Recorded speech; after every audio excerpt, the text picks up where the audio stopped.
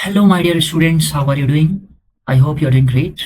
So let's do a very nice and beautiful question from EMI Pathfinder MCQ problem number 6.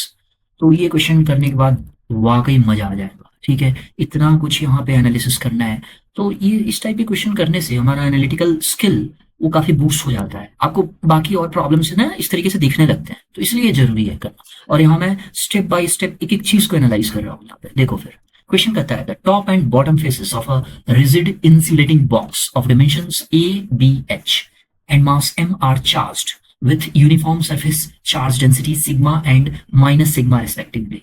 तो एक insulating box है, okay, और उसका dimensions दे रखा है A along x axis, along y axis B and H बहुत small है as compare to A and B, और ऊपर में प्लस सिग्मा दे रखा है और नीचे में माइनस सिग्मा है। एम्प्टी बॉक्स है ये, ठीक है। ऊपर वाला और नीचे वाले पे surface charge densities equal opposite दे रखा है, और बोलता है and the box is placed in a uniform horizontal magnetic field B vector equal to B naught J cap, और direction of magnetic field uniform है, कांस्टेंट है। B vector equal to B naught J cap इस direction में है magnetic field B naught J cap, assuming free space conditions and H negligibly small as compared to the dimensions A and B। तो हम जैसे बता चुके हैं कि H बहुत स्मॉल है और फ्री स्पेस कंडीशंस है, ओके, मतलब कि कहीं कोई करंट वगैरह नहीं है, राइट, इस तरह से है। Find how much velocity will the box acquire and the after the magnetic field is switched off. तो मैग्नेटिक फील्ड जैसे स्विच ऑफ कर रहे हैं तो instantly after switching off the magnetic field what is the velocity of this empty box बताना है, okay. और ये है क्या, इंसुलेटिंग बॉक्स है, कंडक्टिंग नहीं है, इंसुलेटिंग है। तो यहाँ पूरे चीज में होगा क्या, एनालाइज करते हैं इसको। देखो, तो मैंने यहाँ पे प्लस सिग्मा माइनस सिग्मा गया, तो इसका साइड व्यू बना दिया। तो साइड व्यू कुछ इस साइड से देखेंगे, इधर से, तो ऐसा दिखेगा, राइट। तो जो कि जेड ऊपर की तरफ और एक्स इधर की तरफ दिखेगा। तो यहाँ पे जैसे मैग्नेटिक फील्ड देखो जो कि अंदर की तरफ है, मैग्नेटिक फील्ड यहाँ पे B नॉट J कैप, और वाई एक्सिस अंदर की तरफ है ना, इस तरफ है अंदर। तो जैसे मैग्नेटिक फील्ड हम स्विच ऑफ कर देंगे वैसे ही इलेक्ट्रिक फील्ड इंड्यूस हो जाएगा, है ना। इलेक्ट्रिक फील्ड इंड्यूस होगा उस very short interval of time में, मतलब मान लो कि 10 मिली सेकेंड्स लगा है इसको स्विच ऑफ करने में, तो उसी 10 मिली सेकेंड्स में क्या होगा, ये इलेक्ट्रिक फील्ड आएगा, और वो इलेक्ट्रिक फील्ड, इस पे तो चार्ज है, ऊपर में भी चार्ज है, नीचे में भी चार्ज है, तो ऊपर वाला जो चार्ज है उस पे इलेक्ट्रिक फील्ड का कुछ कंपोनेंट आएगा, देखेंगे किस डायरेक्शन में कंपोनेंट आएगा, वो क्या करेगा, इस पे फोर्स लगाएगा। मतलब एक ओवरव्यू आइडिया ये है कि ऊपर में भी फोर्स लगाएगा और नीचे में भी फोर्स लगाएगा, और वो इंपल्सिव फोर्स होगा, है ना, वो इंपल्सिव होगा, शॉर्ट ड्यूरेशन वाला फोर्स है, इंपल्सिव होगा, और वही इंपल्सिव फोर्स क्या करेगा, वो वेलोसिटी इसको देगा। तो यही वेलोसिटी हमें निकालना है, ठीक है। तो ओवरऑल हमारे को बात पता चल गया क्या हो रहा है, राइट। अब जैसे मैग्नेटिक फील्ड को स्विच ऑफ करेंगे तो इलेक्ट्रिक फील्ड इंड्यूस होगा, जो कि मैंने बताया यहाँ पे। अब इलेक्ट्रिक फील्ड तो इस रीजन, इस बॉक्स वाले रीजन में है, पूरा सिलिंड्रिकल रीजन में नहीं है। जैसे नॉर्मली हम पढ़ते हैं सिलिंड्रिकल रीजन में रहता है तो इलेक्ट्रिक फील्ड टेंजेंशियल होता है, ऐसा हम जानते हैं। लेकिन यहाँ बॉक्स रीजन में, तो इलेक्ट्रिक फील्ड किधर को होगा, इस बॉक्स, पूरे बॉक्स पे हम इलेक्ट्रिक फील्ड देखना चाह रहे हैं, क्योंकि पूरे बॉक्स पे, इस पे बॉक्स के साइड पे फोर्स निकालना चाह रहे हैं, तो हमें डायरेक्शन पता होना चाहिए किधर है डायरेक्शन, राइट। तो actually direction of this electric field is going to be somewhat perpendicular to this line. तो हम क्या कर रहे हैं, यहाँ पे एक सेंटर है, सेंटर ऑफ द बॉक्स है ये रेक्टेंगुलर बॉक्स। अब यहां से कोई भी एक पॉइंट यहां ले लिया, ये वाला पॉइंट, ये वाला पॉइंट, ये पॉइंट, ये पॉइंट, तो एक रेडियस से एक सर्कल काट लिया यहाँ पे। तो हम देखेंगे कि जैसे हम सर्कुलर सिमेट्री देखते हैं कि इलेक्ट्रिक फील्ड यहाँ पे टेंजेंशियल होता है, यहाँ भी टेंजेंशियल होगा इलेक्ट्रिक फील्ड, यहाँ भी क्या होगा, इस सर्कल के टेंजेंट में होगा, मतलब इस लाइन के ये वाला जो रेडियस है उसके परपेंडिकुलर में होगा। तो ये चारों पॉइंट्स पे हम देख सकते हैं कि इलेक्ट्रिक फील्ड का डायरेक्शन जो होगा वो इस लाइन के, इस रेडियस के परपेंडिकुलर होगा, इस तरीके से। तो बॉक्स के इस पॉइंट पे इधर होगा, फिर कोई और पॉइंट यहां लेंगे तो इससे ज्वाइन करेंगे, ठीक है ना, तो यहाँ पे इसके परपेंडिकुलर होगा, तो उससे एक सर्कल काट लेंगे और उस सर्कल के टेंजेंशियल में होगा, राइट। जैसे हम सर्कुलर सिमेट्री या सिलिंड्रिकल सिमेट्री में देखते हैं, तो सिलिंड्रिकल सिमेट्री में हम प्रूव करना जानते हैं, वैसे इसका अगर हम प्रूव करेंगे कि इलेक्ट्रिक फील्ड का डायरेक्शन इधर ही कैसे होगा, तो actual proof is beyond the scope of the syllabus of JEE advance है। ये differential form of Faraday's law को यूज करके या फिर इसका सोल्यूशन लेके हम प्रूव करते हैं। ये डेल क्रॉस ई, ये कर्ल होता है, curl of the electric field is equal to minus del B vector by del t, partial derivative of B with respect to time है ये। तो ये डिफरेंशियल फॉर्म होता है फैराडेज लॉ का, और वहां से हम प्रूव कर सकते हैं कि इलेक्ट्रिक फील्ड का डायरेक्शन इधर होगा। हाउएवर यहाँ डायरेक्शन ऑफ इलेक्ट्रिक फील्ड जानने की जरूरत नहीं पड़ेगी इस पर्टिकुलर क्वेश्चन में। जो फोर्सेस होंगे ऑटोमेटिकली वो वहां से निकल ही आएंगे। देखते हैं वो कैसे, यहाँ पे कोई जरूरत नहीं होगा इसका डायरेक्शन प्रूव करने का, राइट। अब देखो आगे की बात करते हैं। तो इसमें क्या है कि direction of E vector is not needed in the question as I said. तो फिर से मैंने एक और बॉक्स बना दिया, इधर को दिखा दिया यहाँ पे। अब इस पे हम देख रहे हैं कि क्या क्या फोर्सेस लग रहा है, राइट। तो हमने जैसे अभी बताया यहाँ पे कि एक सेंटर ऑफ द बॉक्स है, और इस सेंटर ऑफ द बॉक्स से हमने एक ये वाला पॉइंट लिया, ये पॉइंट लिया, ये पॉइंट लिया, सिमेट्रिकल पॉइंट है, जो कि अगर मैं एक सर्कल काटूं तो उसके टेंजेंशियली इलेक्ट्रिक फील्ड होगा, देख सकते हैं। अच्छा, हम इलेक्ट्रिक फील्ड का डायरेक्शन जो है टेंजेंशियल होगा, इस डायरेक्शन टेंजेंशियल होगा, लेकिन नीचे भी हो सकता है, ऐसे ऐसे भी हो सकता है। हमने इसको क्लॉकवाइज क्यों लिया? क्योंकि मैग्नेटिक फील्ड स्विच ऑफ हो रहा है, टाइम के साथ डिक्रीज करेगा। तो यूजिंग लेंजेस लॉ भी हम कर सकते हैं कि एक बार आप फिंगर को कर्ल करो तो उससे क्या होगा कि डायरेक्शन ऑफ करंट क्या होता है, कैसे आप निकालते हो कि फिंगर को कर्ल करते हैं उस डायरेक्शन में, है ना, सर्कुलेशन के डायरेक्शन में। तो इस तरीके से अगर यहाँ पे कोई लूप रहता, कंडक्टिंग लूप, तो करंट इस तरीके से फ्लो होता कि मैग्नेटिक फील्ड इंक्रीज करा है, तो इलेक्ट्रिक फील्ड उसी डायरेक्शन में इंड्यूस होगा। तो इलेक्ट्रिक फील्ड का डायरेक्शन इसके परपेंडिकुलर होगा, इस डायरेक्शन में हमने मान लिया है ना, हमने ये मान लिया कि क्लॉकवाइज में होगा। और जब हम लॉ लगाएंगे तो फाइनली आंसर भी आ जाएगा, पॉजिटिव कहीं आएगा, जो हमने माना है वो सही आएगा, इसलिए हमने इलेक्ट्रिक फील्ड इधर मान लिया। ठीक है, तो ये वाला पॉइंट है, यहाँ पे इलेक्ट्रिक फील्ड इधर को होगा, इस पॉइंट पे इलेक्ट्रिक फील्ड इस तरफ होगा, ई मैं दिखा दिया हूं यहाँ पे। फिर अगेन इलेक्ट्रिक फील्ड इधर, यहाँ भी इलेक्ट्रिक फील्ड इधर, परपेंडिकुलर होंगे, राइट। तो मैं क्या कर रहा हूं यहाँ पे, इलेक्ट्रिक फील्ड निकालना एक्चुअली में मैग्नीट्यूड ऑफ इलेक्ट्रिक फील्ड निकालने में इंटरेस्टेड नहीं है, but component of electric field में इंटरेस्टेड है। तो देखो इधर, अब मैं क्या कर रहा हूँ कि फैराडेज लॉ लगा दिया यहाँ पे, किस पे? तो loop O C B A पे, मतलब इस डायरेक्शन में, एंटी क्लॉकवाइज नहीं, मैं क्लॉकवाइज लगा रहा हूँ इसको। क्लॉकवाइज वाला सर्कुलेशन को हमने पॉजिटिव ले लिया है। तो यहाँ पे क्या है, integral E dot dl closed loop O C B A पे equal to minus d five B by d t है, राइट।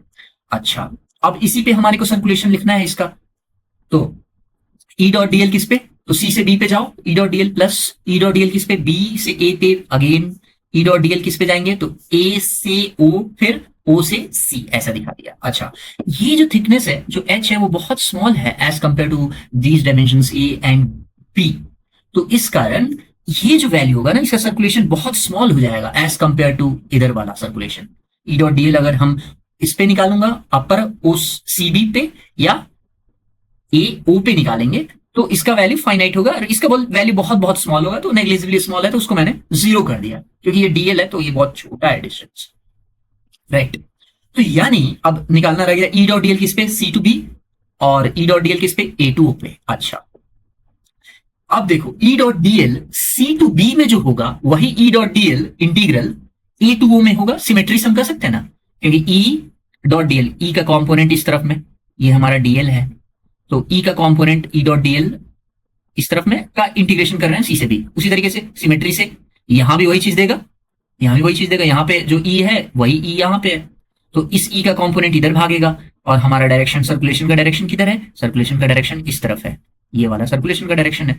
तो ई डॉट डीएल जब देखेंगे सिमेट्री से, यहाँ भी ई है, यहाँ भी ई है, इंटीग्रेट करेंगे तो सेम देगा, इसीलिए इस दोनों का वैल्यू इक्वल होगा बाई सिमेट्री, मैं बोल दिया हूं। तो इसको डबल कर देंगे, तो 2 times integral E dot dl सी से बी में पहुंच जाएगा, is equal to minus d by d t of phi. Phi कितना है? तो इसका एरिया बन जाएगा ये A into H into magnetic field, into magnetic field. अच्छा, एरिया वेक्टर किधर होगा? सर्कुलेशन का डायरेक्शन हमने कैसा लिया है? क्लॉक वाइज लिया है, तो इसलिए एरिया वेक्टर अंदर की तरफ होगा, तो इसलिए फाई पॉजिटिव हो जाएगा, मैग्नेटिक फील्ड के साथ 0 डिग्री एंगल बना रहा है। ठीक है, तो ये चीज को मैंने ऐसे लिख दिया, तुमको नीचे ले आया तो minus H by two d v by d t. अच्छा, अब स्ट्रिप सोन जो मैं दिखा रहा हूं उस पर भी कुछ फोर्स लग रहा है। देखो, अब ये स्ट्रिप मैंने दिखा दिया है ना, ये वाला स्ट्रिप, इस स्ट्रिप पे चार्ज कितना होगा? डी क्यू का वैल्यू सिग्मा इंटू ये इसका एरिया, इसका एरिया कितना है? तो मान लिया कि इसका लेंथ है डीएल, ये along the x axis DL है, तो डीएल इंटू ये वाला डायमेंशन, ये डायमेंशन कितने का है? तो बी का डायमेंशन, तो बी डीएल हो गया, तो d q is equal to sigma B dl हो गया, इनटू इलेक्ट्रिक फील्ड ई जो जनरेट कर रहा है, वही डीएफ फोर्स इस पे लग रहा होगा इलेक्ट्रिक फील्ड के डायरेक्शन में। तो हर एक एलिमेंट पे, यहाँ पे या इस पॉइंट पे, चाहे इस पॉइंट पे, इस पॉइंट पे, इलेक्ट्रिक फील्ड का डायरेक्शन जो होगा वो तो एक इसके परपेंडिकुलर होगा, इसी लाइन के परपेंडिकुलर होगा, तो कुछ ऐसा ऐसा ऐसा ऐसा होगा, राइट। तो यही डीएफ होगा इस पे, तो डीएफ का वैल्यू कितना हो जाएगा? तो dF is equal to d q into E sigma B dl d q into E. अच्छा, net force on top face is along x axis, तो देखो इस पर एक्स एक्सिस की तरफ ही नेट फोर्स होगा, वाई पे 0 होगा। क्यों? तुम देखो, एक एलिमेंट हमने यहाँ ले लिया, एक स्ट्रिप यहाँ ले लिया, दूसरा स्ट्रिप अगर हम यहाँ पे लेंगे तो इस स्ट्रिप पे भी फोर्स किधर लगेगा? डीएफ फोर्स इधर होगा, अलोंग द इलेक्ट्रिक फील्ड होगा, क्योंकि सिग्मा पॉजिटिव है। तो डीएफ फोर्स इधर को है और इस पे डीएफ फोर्स किधर होगा? तो अलोंग इलेक्ट्रिक फील्ड, इधर मैं दिखा दिया हूँ डीएफ। तो ये जो डीएफ है, इस डीएफ का अपवर्ड कंपोनेंट डीएफ वाई, ठीक है, और इस डीएफ का यहाँ पे जो एलिमेंट लिया हूँ इसका डाउनवर्ड एक कंपोनेंट डीएफ वाई, तो डीएफ वाई, ये डीएफ वाई कैंसिल आउट हो जाएंगे, इक्वल अपोजिट पेयर, राइट। यहाँ का डीएफ दोनों इक्वल है, तो जो इसका फोर्स का कंपोनेंट इस तरफ होगा डीएफ, और इस डीएफ का कंपोनेंट, डीएफ किधर है? तो इधर है, इसका भी डीएफ इधर होगा। तो नेट फोर्स जो होगा उस ऊपर वाले सरफेस पे, ठीक है, टॉप सरफेस पे along the positive x direction में होगा। तो वही बात मैं यहाँ बताने की कोशिश किया हूँ कि डीएफ वाई का सम जो होगा वो 0 होगा, इंटीग्रल डीएफ वाई 0 हो जाएगा, क्योंकि सिमेट्री से कैंसिल कर लेगा। और डीएफ एक्स कितना होगा? तो d q into E x, मैं बोल दिया हूँ डीएफ एक्स मतलब डीएफ का जो स्ट्रिप पे फोर्स लग रहा है उसका एक्स कॉम्पोनेंट, तो d q into E x मतलब इलेक्ट्रिक फील्ड का एक्स कॉम्पोनेंट हो गया। अच्छा, इलेक्ट्रिक फील्ड का जो एक्स कॉम्पोनेंट है वही ईटी है, जो टेंजेंट इस डायरेक्शन में ईटी हमने निकाला ना, ईटी डीएल, तो इलेक्ट्रिक फील्ड का इधर वाला जो कॉम्पोनेंट है, राइट, वही ईटी है, which is also I have written E x. तो बस ये क्या बन जाएगा? D q into E x, d q into E x को ईटी लिख दिया हमने, तो डीएफ एक्स कितना बन जाएगा? तो डी क्यू का वैल्यू रख लिया, sigma B dl into ET. अच्छा, मैं ऐसा क्यों कर रहा हूं? तो देखो, इंटरेस्टिंग चीज यहाँ ये होने वाला है कि ये टॉप पे जो फोर्स लगेगा, इंटीग्रेट कर लिया, तो जो टॉप पे फोर्स लगेगा वो integral of sigma be constant है, ईटी डीएल का इंटीग्रल सी से बी तक में हमें इंटीग्रेट करना है इस पूरी चीज को। अब यही चीज तो यहां से लाया हूं फैराडेज लॉ में, ईटी डीएल इंटीग्रल सी से बी में, बस। तो ये इक्वेशन 1 और इक्वेशन 2 से मैं गायब कर सकता हूं। एफ एक्स टॉप पे कितना फोर्स लग रहा है वो पता चल गया, तो कितना आया? तो sigma B minus H by two dV by d t आ गया टॉप पे फोर्स। अच्छा, बॉटम पे फोर्स कितना लगेगा? तो आप देख सकते हो बॉटम पे भी इलेक्ट्रिक फील्ड का डायरेक्शन इसके परपेंडिकुलर है। अच्छा, ये माइनस सिग्मा का है, तो जब ये माइनस सिग्मा का होगा तो इस पे फोर्स इलेक्ट्रिक फील्ड के अपोजिट में लगेगा, डीएफ, राइट।